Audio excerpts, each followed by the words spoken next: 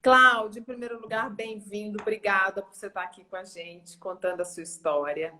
Uma história incrível que me fascinou desde que eu ouvi a primeira vez. Muito diferente de tudo que vocês já ouviram, eu tenho certeza. A Gil entrando, minha sócia. Oi, Gil.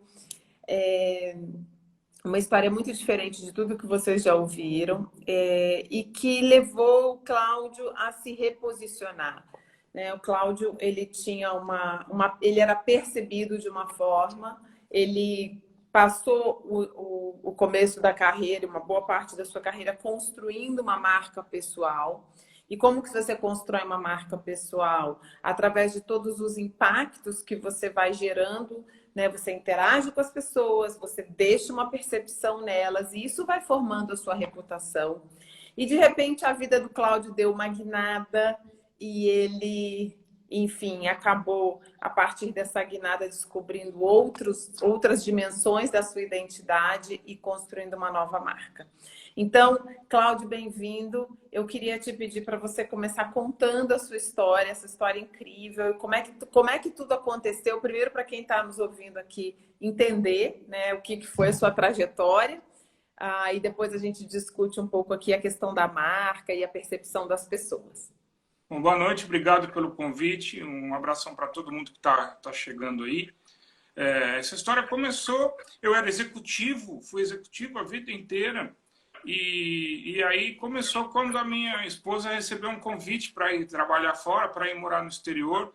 Eu tinha sido executivo a vida inteira, tinha resolvido fazer uma parada para empreender, fui abrir um negócio próprio. E aí eu tinha colocado todas as minhas energias, todas as minhas economias nesse negócio próprio. Veio esse convite para ir morar no exterior. Eu era super machão, a gente cresce nessa sociedade machista que leva a gente a acreditar que a gente tem que ser o provedor a todo custo, né? Então, eu, como machão, nunca tinha fritado um ovo na minha vida. Até os 38 anos, essa história tinha tudo para dar errado. Deu tão certo que virou livro, virou palestra, vai virar filme, enfim. Mas aí ela recebeu o convite, não tinha motivos para aceitar. Mas duas coisas acabaram pesando. A primeira é que ela tinha batalhado a vida toda para ter uma carreira internacional e eu achava que era uma grande sacanagem eu chegar e botar água nesse chope. Por mais que fosse duro para mim, eu ficava imaginando, bom, pelo menos, sei lá, eu vou para Singapura, receber um convite para ir para Singapura, do outro lado do mundo. Falei, mas tudo bem, eu vou para Singapura, posso voltar a ser executivo de comunicação, posso vender vinho, que era a loja que eu tinha aberto, posso tentar fazer alguma coisa, mas não sei se ela vai ter outra vez essa oportunidade. Então eu fui, embora fosse muito machista, mas porque não tive coragem de dizer não. E eu achava que ia ter um visto de trabalho quando chegasse em Singapura. Então eu ainda falei, vou ficar bonitão aqui, faço um sabático de uns 6 meses e depois vou trabalhar, né? E aí, quando eu pisei em Singapura, eu descobri que não ia ter um visto de trabalho, virei um dono de casa compulsório. E a marca, né? Inesperada, né? A marca macho do século XXI não tinha nenhum planejamento. E demorou para acontecer esse planejamento. Eu posso imaginar. E aí, como é que foi essa transição? A gente fala muito em marca pessoal da questão da identidade, né? A gente passa a vida construindo uma identidade e também se conhecendo. Marca pessoal tem muito de autoconhecimento. Quem eu acho que eu sou? Geralmente, quando você é um adolescente, você acha que sabe exatamente quem você é e sabe tudo e é cheio de certezas. E o que a gente vai descobrindo ao longo da vida é que a gente não sabe nada, né? Quanto mais a gente explora a si mesmo, explora o mundo, mais a gente se dá conta no nosso processo de amadurecimento quão pouco a gente sabe. Vale para a gente, vale para o outro, né? Então, como é que foi para você essa descoberta de um lado que você não sabia que tinha? Quando você chegou lá, o que aconteceu e aí como é que foi essa história? Não, Suzana, foi um desastre, né? No começo... Lógico, né? Foi no começo, não teve um dia da minha vida que eu não quisesse cortar os pulsos, você imagina. Executivo, depois tinha o meu negócio, aí fiquei lá em Singapura, cuidando da minha filha, que tinha 3 anos de idade. a minha esposa viajava muito, tinha uma função internacional, acabou, né, virando, né, batendo perna para tudo quanto é lado, eu sozinho, só com a minha filha para conversar, enfim, foi um desastre, porque, como você falou aqui, de autoconhecimento, né, tudo que eu achava que era um ideal de vida para mim, eu estava super errado, mas não sabia. Tudo que eu achava que eu queria para a minha vida estava toda construída, estava legal. Eu ali achando que tinha que ser o provedor, tinha que fazer sucesso na carreira, tinha que ser o homem forte, durão, nananana. De repente, tudo veio por terra. Eu falo que hoje, né, eu precisei virar dono de casa para descobrir uma série de coisas que estavam na frente do meu nariz e que não enxergava, principalmente em relação ao machismo.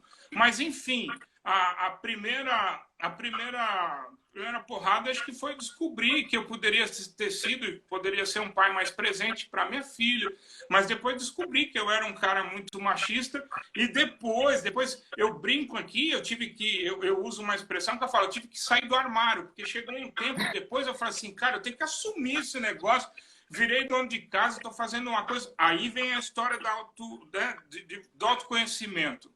A hora que eu descobri que eu realmente estava fazendo uma coisa muito boa, não somente para minha família, mas para mim também, aí eu comecei a, de fato, poder construir, se não o personagem do Macho do Século ainda veio depois, mas pelo menos uma pessoa nova e uma pessoa mais feliz, com certeza. Eu não sabia ainda, mas quando eu saí do armário, eu descobri que estava começando a surgir um propósito para a minha vida e que não sabia ainda, mas depois viria, foi muito legal, surgiu uma nova carreira, enfim.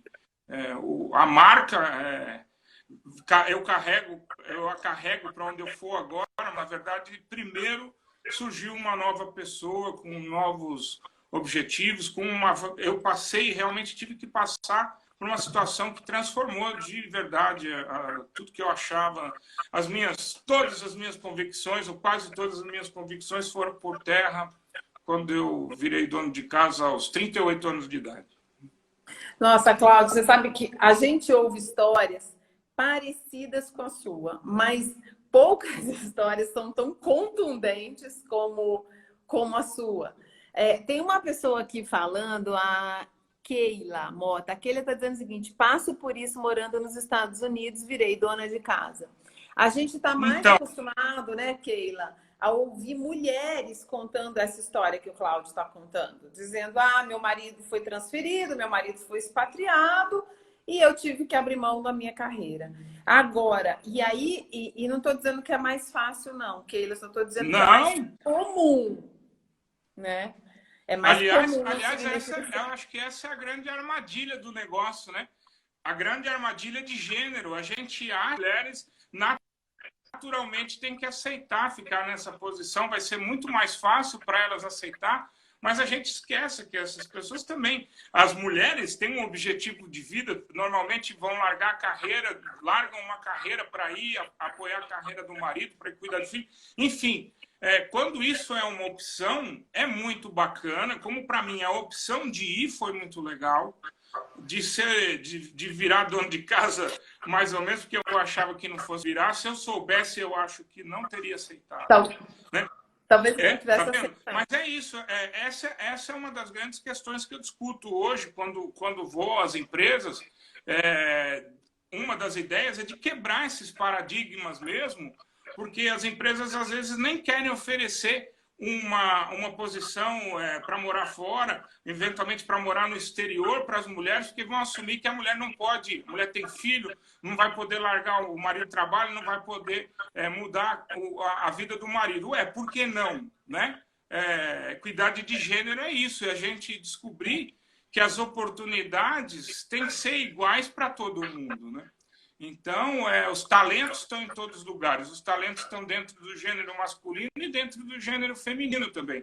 Mas as oportunidades nem sempre estão no mesmo lugar. E aí, essa é uma grande questão, né, Keila? Por isso é legal. Eu passei por todos os dissabores dessa experiência que você pode imaginar. É claro que teve muita coisa boa também, para aprender e para contar, mas como homem foi mais duro, porque eu tive que brigar com os meus paradigmas, aquela questão tem que ser o provedor a todo custo, né? Por isso foi legal, eu vivi situações que as mulheres vivem na pele, às vezes vivem o tempo todo, sabe que, Suzana, eu faço as palestras, tem executiva que eu encontro, eu gosto de falar, às vezes, de relação com dinheiro, porque isso pega muito na questão de gênero, quando você não trabalha, né? E aí tem executiva que até hoje ainda entrega o salário na mão do marido, que o marido tem que administrar. Olha, século XXI, mas a gente ainda tem alguns no século XX.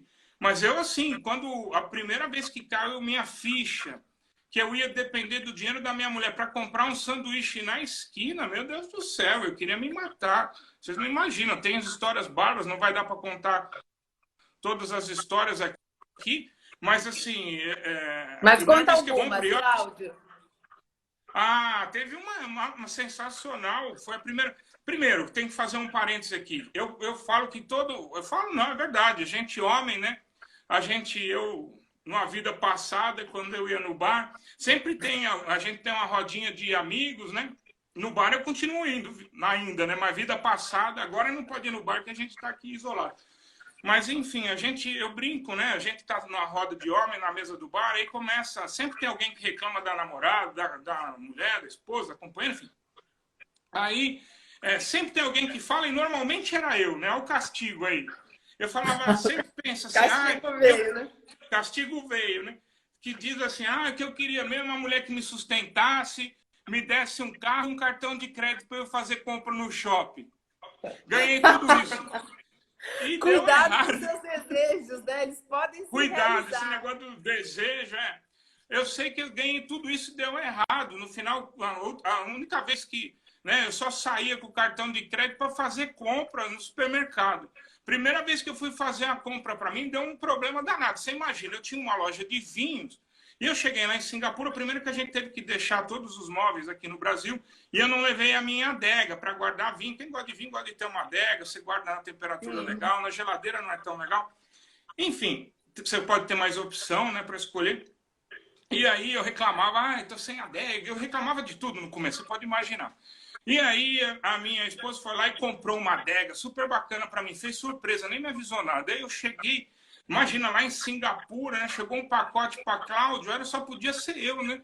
Aí eu estranhei, chegou aquela caixa enorme, eu abri a caixa, aí vi uma adega maravilhosa, falei, que legal, vou correr para agradecer a minha mulher. Mentira!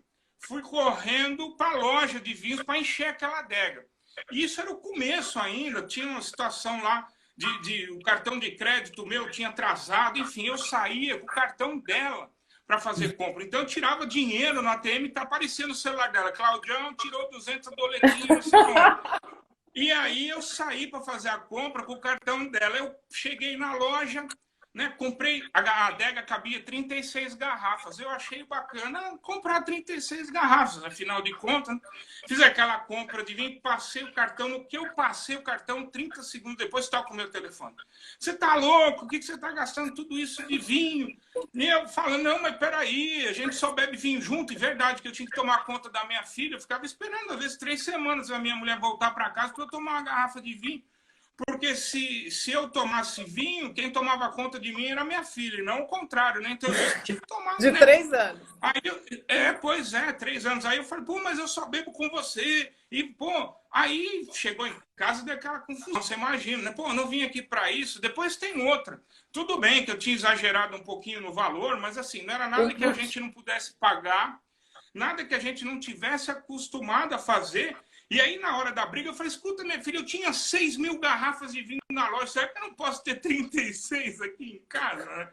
Enfim, essa história eu brinco, é engraçada. Hoje a gente dá risada junto dessa história, mas a verdade é que essa questão de gênero e você depender do dinheiro de alguém é muito complicado. Infelizmente, na sociedade... Ainda tem muitas mulheres que dependem do dinheiro do marido.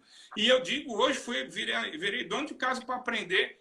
Todo mundo tem que trabalhar. Mulher, cachorro, galinha, criança. Se puder trabalhar, tem que trabalhar. Porque você depender do dinheiro de alguém é muito complicado. Você consegue fazer suas coisas, mas até a página 2, né? Eu, lá em Singapura, às vezes falava, poxa vida, não posso ficar gastando dinheiro e tal. O dinheiro até era nosso, não era de um dos dois, mas a gente fica preso a essas convenções e, de fato, depender do dinheiro de alguém é muito ruim. Depois eu fui passar outras situações, né? Que as mulheres normalmente podem acabar passando, quem depende financeiramente de alguém. Por exemplo, falava assim, cara, a minha mulher bonitona indo para cima e para baixo aí, conhecendo um monte de gente legal, e eu aqui, né, tomando conta da minha filha, vai arrumar um outro cara, vai me dar um dezão aí eu faço o quê depois? A gente não faz, né? Não pensa. Os homens jamais passam por essas situações. Outra, quer ver? Que não tem a ver com a questão do dinheiro, mas tem a ver com essa questão do trabalho. A gente ouve, né, as mulheres falando, e é verdade, tem que planejar quando vai ter filho, o melhor momento, se vai tirar licença maternidade, se vai voltar, como é que vai voltar, nananana. Eu, depois de 3 anos lá como dono de casa, eu estava em Singapura, depois mudei para os Estados Unidos e hoje eu divido o meu tempo, já não estou mais dono de casa, mas divido o meu tempo entre o Brasil e a França. Mas, enfim, depois que a minha filha tinha lá seus 7 anos de idade, eu 4 anos cuidando da minha filha, eu falava assim, cara, eu quero trabalhar de novo. Como é que eu vou voltar para o mercado de trabalho? Eu vou aparecer com um currículo na Claudião, 4 anos aqui de dono de casa. Agora, quando a gente conta essas histórias para os homens, eu falo, olha, gente, quando a mulher estiver reclamando, não é mimimi, é verdade. A gente nunca vai passar por essas situações, ou infelizmente por questões de gênero a gente não passa, mas são situações, são dilemas com os quais as mulheres convivem constantemente. Então, quer dizer, essa é a história do macho do século XXI. Tive que virar dono de casa para descobrir uma série de coisas com relação a gênero, a machismo, que estavam na frente do meu nariz, e eu simplesmente não via mesmo. Não, é sensacional essa história, Cláudio, porque como eu estava falando aqui no começo, muita gente passa por transformações que levam, às vezes, a gente a descobrir um lado que a gente não tinha. Mas a sua, ela foi muito contundente, ela foi muito incomum. Então, a gente fica se perguntando o quanto você teve que se confrontar com a sua própria identidade para separar o que é o Cláudio, a pessoa, quem são seus valores, seus talentos, aquilo que você acredita, que você sabe que você pode fazer, e o Cláudio, personagem, que foi o que você falou, que é o executivo, que é o machão, que é provedor, porque a identidade da gente nos acompanha a nossa vida inteira, né? Os papéis que a gente vai exercendo, eles podem mudar. Mas tem gente que às vezes fica tão apegado a um papel num determinado momento da vida que quando perde esse papel, por exemplo, a pessoa quando perde um emprego, perde o sobrenome corporativo, parece que perdeu um pedaço do corpo, parece que perdeu um eixo da identidade. Né?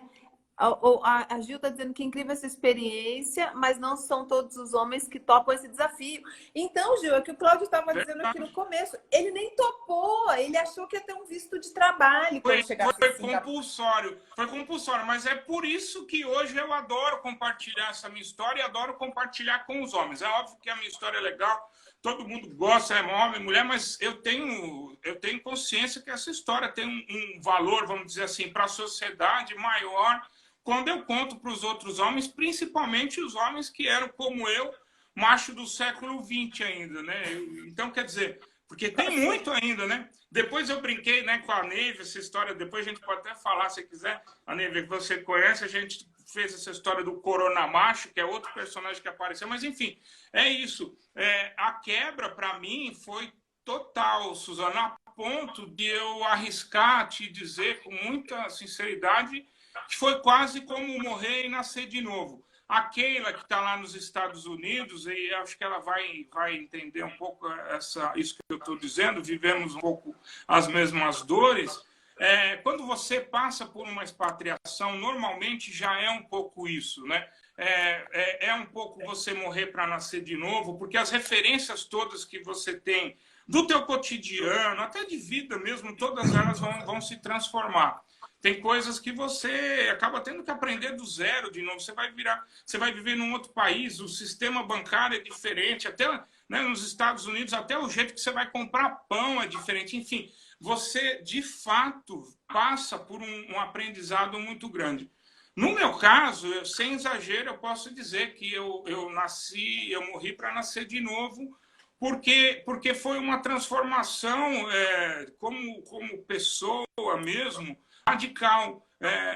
Quando você começa a ver que todos aqueles valores que para você eram praticamente inquebrantáveis, de repente você começa a questionar, você começa a se questionar. Enfim, lógico que esse processo, como você bem fala, de autoconhecimento foi um processo de dentro para fora, né? Lógico, e hoje posso dizer que hoje o que eu faço, o personagem, a marca século, macho do século XXI está mais do que consolidada. Eu jamais vou dizer de novo, nunca mais, mas enfim, acho que eu continuo com esse propósito de vida. Isso não deve mudar, mas assim, foi um processo de autoconhecimento, e mais do que isso, de autovalidação, de você questionar primeiro os teus valores que não estão valendo mais, e depois você se sentir validado a ponto de poder, como eu disse lá atrás, sair do armário e começar a contar essa história. E confesso para você, porque eu ainda, né, como todo mundo, eu acho que eu luto com o machão que tem dentro de mim todos os dias, até hoje. E no Todos começo, os dias ele levanta e vem para o ringue e você tem que nocautear ele de não, novo? você vem para o ringue, não, mas ele fica lá no teu inconsciente ali, e tem horas que eu falo, gente, como é que eu estou dizendo isso? O que eu estou pensando aqui, não posso nem pensar. Acontece muito isso. Mas foi um processo de me autovalidar depois, para poder, acho que você mesmo já disse isso, toda transformação requer coragem, né? E foi mesmo um processo de criar coragem para mim mesmo até, de se expor e de dizer, cara, a gente vive num lugar que não é um lugar tão legal assim, esse lugar do machismo, né? Enfim, foi um processo doloroso, eu diria, mas ao mesmo tempo muito recompensador também, de crescimento mesmo. Muito Então, legal. isso aqui é bacana de ouvir, Cláudio, porque assim, como eu estava dizendo, eu gosto da tua história, porque tem pessoas que passam, às vezes, por desafios que a vida impõe, né? A gente tinha uma amiga que dizia assim, a gente planeja para na hora poder improvisar melhor. E eu acho que a vida é um pouco isso mesmo, né? Você planeja, se organiza, mas a vida real ela sempre acontece de um jeito diferente, dá um jeito de te surpreender. E às vezes essas surpresas elas são mais impactantes ou menos impactantes. E a gente lida no nosso trabalho, né, Gil, com muitas pessoas que são, às vezes, surpreendidas por situações e que precisam se reinventar, como você precisou se reinventar. E aí eu vou pegar a palavra que você usou, você falou duas coisas que eu achei muito fortes e que eu queria destacar aqui. Primeiro como isso é doloroso. Assim, por que dói tanto, né? Por que dói tanto a gente desapegar de uma história que a gente se acostumou a contar? Não necessariamente ela é a melhor história para a gente. Não necessariamente ela é a melhor história para o nosso cônjuge, não necessariamente ela é a melhor história para a sociedade.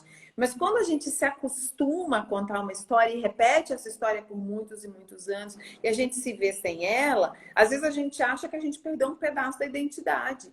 E não é assim. A história que a gente viveu, seja ela qual for essa história, boa ou ruim, ela faz parte de quem nós somos. É um tijolo, ajudou a gente a chegar até onde a gente chegou. A gente nunca sabe o que a gente viveu, o quanto aquilo contribuiu para que a gente fosse capaz, num outro momento da vida, de fazer outras escolhas. A gente, às vezes, precisa passar por um processo para lá na frente, em um outro estágio de amadurecimento, a gente ser capaz de fazer outras escolhas, né? Isso é um fato, o que não significa que não doa. Dói, né? Dói quando a gente perde um emprego de muitos anos, dói quando a gente termina um casamento num momento que a gente não estava prevendo, dói quando a gente monta um negócio e esse negócio dá errado. E aí, às vezes, eu vejo, Cláudio, as pessoas me perguntam muito assim, muito.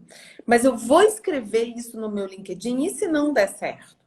Mas eu vou mesmo começar a falar para as pessoas que eu estou fazendo isso. E se não funcionar? E se eu não tiver sucesso? Eu vou abrir uma live se não tiver ninguém. E se tiver uma pessoa? Né? As pessoas têm um medo de arriscar uma história nova e serem, entre aspas, mal sucedidas publicamente. Né? Porque hoje E aí precisa de uma calibragem também do que você acredita que é sucesso, né? Porque se você achar que sucesso é só a Ivete Sangalo, o Whindersson Nunes, o Leandro Carnal, enfim, aí você vai ficar eternamente frustrado, né? É isso aí. Mas agora, você estava falando a gente é uma somatória das experiências que a gente viveu, né? E não necessariamente essas experiências são todas bem-sucedidas. Mas eu acho que, assim, vendo agora um pouco minha vida, né, regressa aí na perspectiva, eu acho que eu só tive força. Essa mudança foi, sem dúvida, foi a maior de todas, foi a mais difícil de fazer por N fatores. Eu estava brigando comigo mesmo, estava brigando com uma parte, brigando com os valores que eu achava inquebrantáveis, estava brigando com uma parte da sociedade, enfim, estava fazendo um monte de coisa. Realmente estava difícil, foi doído demais. Eu acho que se eu não tivesse me aberto para outras transformações que foram grandes também, porque eu acho que também tem uma coisa, a partir do momento que você está aberto e que você descobre que dá para a gente mudar o tempo todo, e dá para a gente mudar o tempo todo, aí você também tem menos medo do fracasso, né? Você pode buscar o sucesso, acho que todo mundo tem esse direito, mas no mínimo você perde o medo do fracasso. Então, eu tinha, por exemplo, como você falou lá no começo, eu tinha perdido o meu sobrenome corporativo, eu tinha trabalhado 20 e tantos anos como executivo, tinha trabalhado numa grande multinacional, meu último emprego tinha sido de mais de 10 anos, então as pessoas já me conheciam como o Cláudio da empresa que eu trabalhava, não era mais o Cláudio Santos, né? Então, essa ruptura, para mim, já foi muito grande. Essa coisa de você, depois empreender, que foi o meu caso, você se acostuma com... Lógico que a vida corporativa, ela não é fácil, não é moleza, tanto que não é para qualquer um, mas você se acostuma também com as coisas boas que vêm junto, né? Então, o salário que pinga exatamente a cada 15 dias... Eu, no meu caso, lá tinha carro da empresa, enfim, você se acostuma com essas coisas e aí você vai empreender, de repente não tem mais nada disso. Outra quebra grande que vamos dizer assim, acho que me deixou com o couro mais duro para poder chegar nessa. De novo, não sei se vem uma outra pela frente, mas uma coisa é certa, pelo menos eu fiquei muito mais aberto ao novo e fiquei muito mais aberto a não ter medo de experimentar. E não ter medo do fracasso. O fracasso faz parte da vida da gente. Achar que a gente só vai ter sucesso, infelizmente, é uma visão. Eu adoraria dizer que não, é só a gente querer que a gente chega lá. Não é bem assim. Não é bem assim. Não tem receita para nada. A vida não é matemática. O que funciona para mim não funciona para você. Enfim, então, o fracasso faz parte. O que não faz parte é desistir do jogo no meio, né? Isso não faz parte. Parar, rever, pode até parar para fazer outra coisa, mas desistir do jogo, não. Alguém aqui, VP Lemos, está dizendo: sucesso é levantar mais vezes que cair. Eu acho que é isso mesmo. Verdade. Né? Você falou de flexibilidade, você falou de não ter medo do novo. São questões que a gente se depara o tempo inteiro no processo de marca. Porque precisa... Olha só, para fazer uma mudança simples de carreira, precisa de coragem. Imagina para fazer a mudança de marca que você fez, né? Quanta coragem. E aí você falou, Cláudio, de uma coisa que me chamou muita atenção também, que foi a importância da autovalidação, né? Eu acredito que eu estou no caminho certo. Muitas vezes, você é a única pessoa que acredita que você está no caminho certo. O que você ouve de crítica, o que você ouve de questionamento... Eu concordo plenamente com você. Eu e a Gil, a gente não é desse partido de dizer assim, faça o que você ama e tenha talento, que tudo vai dar certo, confia. Não, a gente sabe que a vida real não é assim, né? Na vida real, muitas vezes você adora aquilo que você faz, você acredita naquilo que você faz, não necessariamente o retorno vem, não necessariamente aquilo dá certo, tá? Não tenho essa pretensão inocente de falar nisso, não. Mas quando você se dispõe a trilhar um caminho, pelo menos você tem que acreditar nele. Mas quando eu estou trabalhando com marca pessoal, tem um determinado momento do processo que a gente pede para a pessoa fazer uma declaração do que ela se propõe como marca. E é incrível como as pessoas têm dificuldade. É incrível. E eu falo, olha só, se você não for capaz de falar nesse momento aqui, para mim mesmo, para você mesmo, e para mim, que estamos aqui num ambiente confidencial, como é que você acha que você vai convencer alguém? Como é Olha, que tem você alguém acha dizendo que aqui, você ó, vai... Oi? entender e enfrentar suas próprias vulnerabilidades. É isso. Exato. Quem disse isso? A Adriana? Exatamente. É isso aí. Exatamente. Aceitar, acolher e em determinados momentos até incorporar essa vulnerabilidade. Né? Quando o Cláudio está aqui contando essa história e se abrindo com tanta franqueza, né, contando como foi difícil, como ele teve que enfrentar seus próprios fantasmas, ele está fazendo do limão uma limonada, né? Está incorporando uma história de vulnerabilidade e transformou isso, como ele mesmo falou, num livro, vai se tornar um filme, ele se tornou um palestrante, né? São muitos desdobramentos de uma história surpreendente, né? Que você não podia imaginar. Alguém E aqui tá... nada disso foi pensado. Isso que foi o mais legal. Por exemplo, o nome, né? Se a gente está falando de marca pessoal, você não vai me perguntar de onde veio o nome, eu vou ter que contar, né? Conta! Olha só que... Bom, primeiro, não tinha nada, nem planejado. Eu estava ainda, talvez, naquela fase de querer cortar os pulsos. E morando em Singapura... Ainda bem que você não cortou, Cláudio. Ainda bem que você Ainda bem. E morando lá em Singapura, tem uma coisa até de fuso horário que é complicado, até a comunicação, né? Naquela época não tinha WhatsApp ainda, o negócio era conversar pelo Messenger, já era muito legal. E aí eu estou conversando com uma amiga pelo Messenger, aquela janelinha pequena que tinha na hora da manhã, porque é aquele horário que não fica tão tarde no Brasil, enfim. E aí eu teclando lá e falei, olha, Bia, desculpa, eu vou ter que sair, porque agora hoje é dia de eu fazer supermercado e se eu me atrasar muito, eu não pego minha filha no horário na escola. E aí ela terminou a mensagem e falou, ai, Cláudio, que legal, você é o protótipo do macho do século XXI. E eu guardei, imagina, uma conversa dessas de banal, e eu fiquei com isso na cabeça. Eu falei, gente, que legal, macho do século XXI, um dia eu vou usar. E aí veio a história da ideia de escrever o livro, e o livro eu escrevi esse livro pensando na minha filha, só que por acaso eu mandei isso para a mão de uma amiga minha jornalista, isso foi parar na mão da editora e virou um livro, mas a princípio eu tinha começado a escrever esse livro para contar uma fotografia da história da nossa família. A vida são fases, eu ainda estava na fase, legal, já tinha saído do armário, falei, agora eu vou lavar prato e tal. Não tinha chegado na fase, não, todo mundo tem que trabalhar, que são fases, né? E aí eu estava lá, para escrever o livro, tal, que legal, estava felizinho de dono de casa, depois descobri que não era bem assim, mas aí escrevi o livro. E todo mundo que eu conheço diz que o mais difícil do livro é você achar o título depois, né? Você escreve o livro e depois acha o título. E eu, quando escrevi esse relato, que na época era um relato, não era nem um livro, eu já tinha o título na cabeça, que era o tal do macho do século XXI. Enfim, aí saiu o livro, a história... Engraçado, o livro não vendeu tanto, mas a história foi legal. A história saiu em todo lugar. Eu fui na Fátima Bernardes, não sei o que lá. E um tempo depois é que surgiu essa janela de oportunidade para começar a fazer as palestras, né?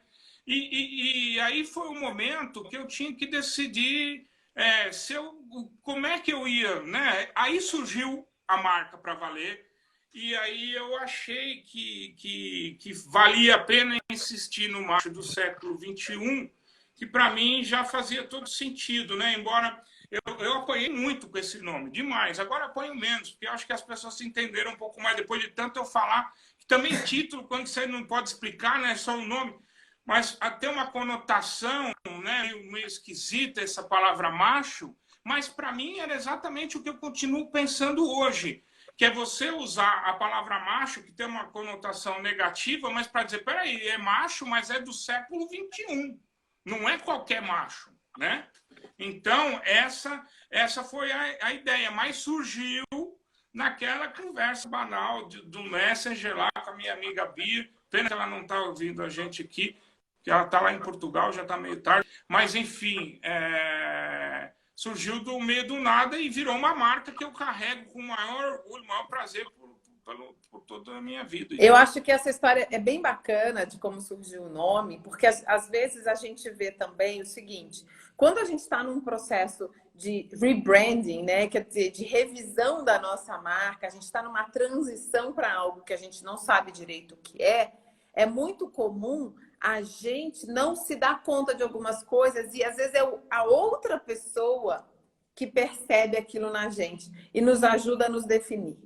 Todo o processo de identidade, desde que a gente é criança, a construção da nossa identidade, ela se dá a partir da nossa interação com o outro, né? A criança entende quem ela é a partir do momento, lá pelos 2, 3 anos, que começa a formar a identidade. Ela começa a interagir, ela entende que se ela bater, ela apanha de volta, ela entende que se ela der um sorrisinho, os adultos vão dar risada, ela vai conseguir aquilo que ela quer. Ela começa a definir a partir da interação com o outro o que ela é e aquilo que ela quer ser. Ah, tá bom, eu tenho que dar um sorrisinho, mas eu não quero dar um sorrisinho. Então, ela começa também a definir as suas preferências. E, às vezes, é o outro que te ajuda a se definir. Isso é uma dança, né? A identidade da gente, ela está em constante evolução, porque a gente está constantemente interagindo com as pessoas e redefinindo quem a gente é. Isso é dinâmico, né, Cláudio? Isso não é uma coisa que você para um dia e fala, hoje eu sou isso. Eu tenho uma grande amiga que é consultora também, e ela é uma pessoa muito provocativa, assim, ela está sempre desafiando, né, as pessoas a pensarem diferente, fora da caixinha, sair do óbvio. E aí um dia uma mentorada dela falou assim, Carla, você é minha mind shaker, né, minha agitadora da minha mente. E ela colocou esse termo mind shaker no LinkedIn, no headline dela, porque ela falou assim, tem uma pessoa dizendo que eu sou isso, e eu gostei de me definir assim, mas ela não encontraria sozinha essa palavra, né? E no teu caso, a brincadeira de ser macho e ser do século XXI, eu acho que ela é muito provocativa e ela ajuda também a gerar um pouco essa curiosidade, né? O que será que é esse macho? Como é que ele se posiciona? Né? Mas é machão, né? Ou é um novo significado? Porque a palavra macho em si, ela não é uma palavra nem positiva nem negativa. Ela designa um gênero, né? A gente é que incorporou culturalmente um significado tóxico, vamos dizer assim, para essa palavra, né? Que é o que a gente vê. Cláudio, a gente sempre diz uma coisa assim, as pessoas que são pioneiras, as pessoas que são visionárias, que trazem um conceito à frente do seu tempo, né? Tem uma história que diz assim, você sabe como é que você reconhece o pioneiro? Se ele tiver cheio de flecha nas costas, né? Aquele costuma ser o pioneiro, porque ele vai na frente, apanha, toma flechada, né? E daí a pouco tem um monte de gente seguindo aquele caminho. Você claramente é um pioneiro, você claramente tomou uma postura de muita coragem de falar de um tema que até hoje pouca gente falou. Como é que é isso para você? Como é que se dá isso? Como é que é lidar com as pessoas que te atacam e encontrar, por outro lado, as pessoas que te apoiam? Como você lida com isso? Também foi por fase. Deixa eu só voltar um pouquinho nisso que você falou. Você acabou de me dar uma outra ideia. Na verdade, você deu uma definição ótima para essa história do macho do século XXI. Vou começar a usar. Que, na verdade, o macho do século XXI é um macho lá de trás que quis detox, né? Tirou toda, né? Se desintoxicou desses conceitos. Olha que legal. Obrigado. Já vou ficar te devendo essa. Mas, enfim, você falou de coragem. São fases. Eu acho que quanto mais você tá certo. Eu não gosto dessa palavra, mas no final é tão isso mesmo.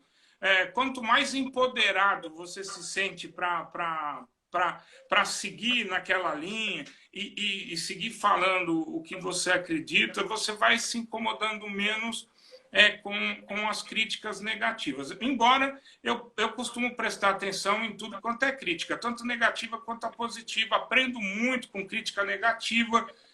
Tem aquelas que são...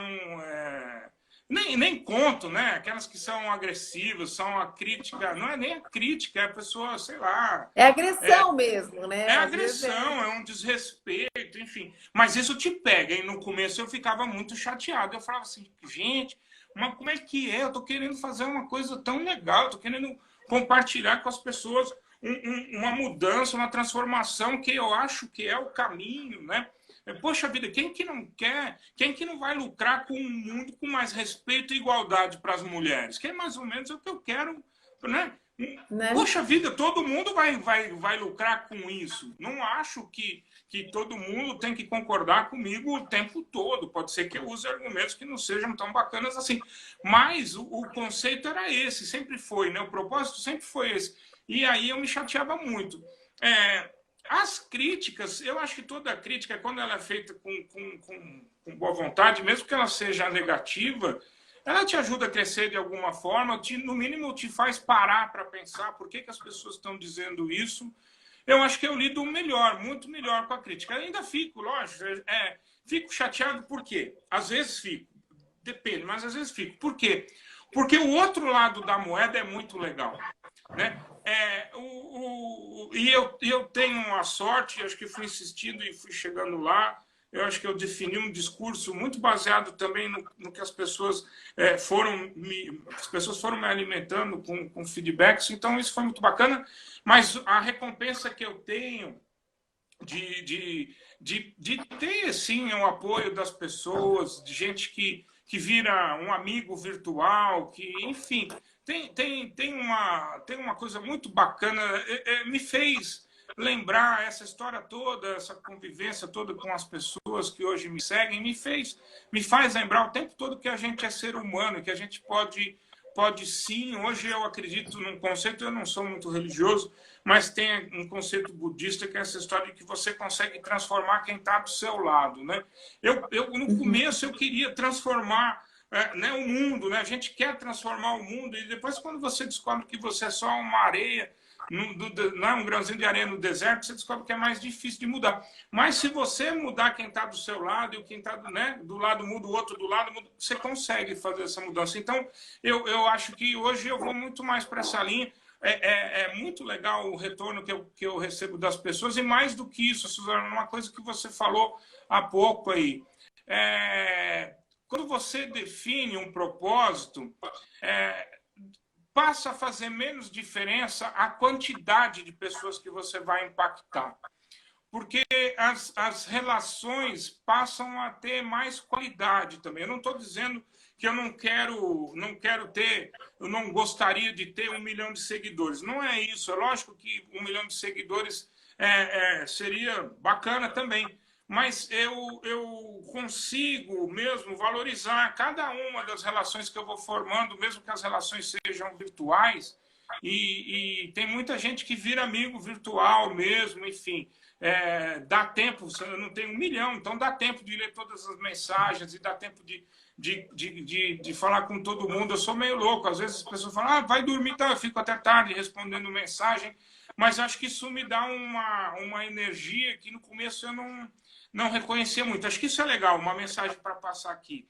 Se você realmente acha que uma marca de sucesso, o sucesso só é medido pela quantidade de seguidores que você tem, esqueça que esse conceito está completamente errado. Até porque eu acho que o sucesso está na recompensa que você vai tendo das outras pessoas. É lógico que a gente também mede sucesso até do ponto de vista financeiro. Isso, para mim, hoje virou uma carreira também. Mas não é só isso. Eu acho que você ter 1 milhão de seguidores tem que ser e não pode ser nunca parte do primeiro objetivo, tem que ser uma consequência do que você está fazendo. E às vezes, que eu acho que é o meu caso, às vezes o assunto que você está abordando, a maneira que você está abordando, é muito direta para um público específico. Eu, por exemplo, não que eu não possa falar para todo mundo, mas eu tenho um discurso que vai muito também no ambiente corporativo, eu visito as empresas, dou palestras nas empresas, então não é uma questão só de você ter muita gente te seguindo, não. Mas é você sentir, e hoje eu acho que eu faço isso sem querer ser muito pretensioso, mas você sentir que de alguma forma o teu trabalho está fazendo diferença para os outros. Acho que isso, na minha definição, isso é uma definição de sucesso. Faz diferença também na minha vida, mas quando você percebe que está fazendo a diferença na vida dos outros, é sinal que a tua mensagem está chegando, não importa se está chegando para poucas pessoas, não importa que tem 10 pessoas assistindo a gente aqui, mas essas 10 pessoas que estão assistindo a gente aqui, tenho certeza que a gente está se esforçando do outro lado aqui para passar uma mensagem que as pessoas possam levar para frente, que possa contribuir para a construção da marca delas, para a construção de vida, enfim, que possa agregar alguma coisa de positivo. Nossa, Cláudia, eu adorei o que você falou, adorei. Você falou que ia usar a minha expressão do detox, eu vou usar agora a sua frase que eu achei incrível. Quando você define um propósito, a qualidade importa menos que a quantidade importa menos que a qualidade, né? Aqui alguém está dizendo demais essa fala. E Mildo também eu achei incrível. A gente tem uma etapa quando a gente está discutindo, às vezes, com as pessoas sobre a marca delas, e que a gente pergunta o que é sucesso para você. Porque as pessoas, às vezes, se eu perguntar de bate-pronto para 10 pessoas se elas são bem-sucedidas, a maioria vai pensar assim, não, ainda falta. E aí, quando você vai ver o que falta, às vezes a definição de sucesso para a pessoa é reconhecimento financeiro, reconhecimento social, qualidade de vida, ter tempo para cuidar dos filhos, ter 1 milhão de seguidores, ter tantos likes, ter tantas pessoas toda vez que ela faz uma live, receber tantas propostas.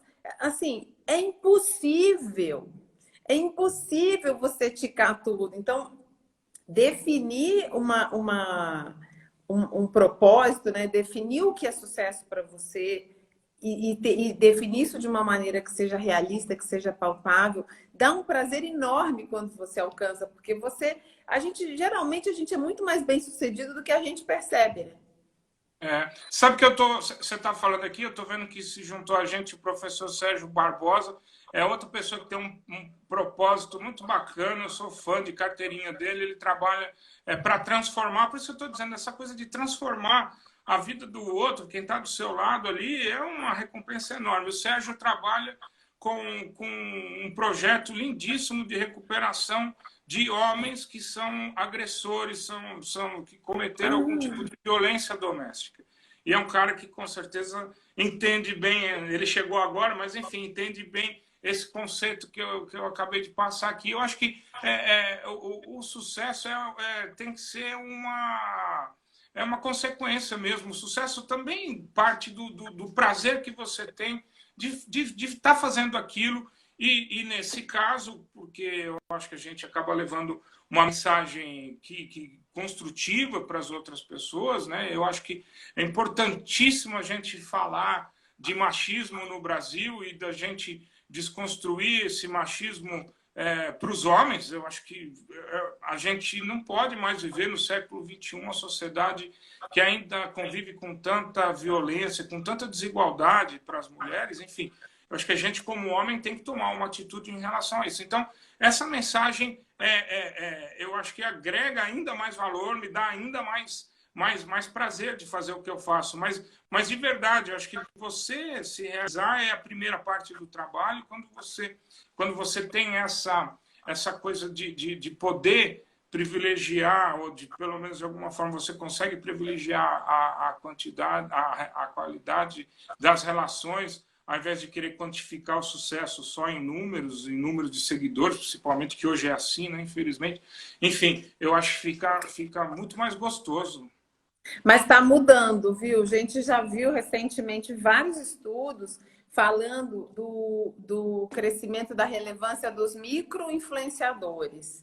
A Ana entrou. Oi, Ana. Obrigada aqui pelos coraçõezinhos.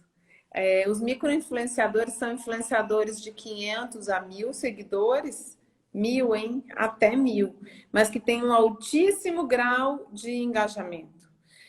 Começa a se falar muito dessas microcomunidades dentro das quais existe uma troca muito grande.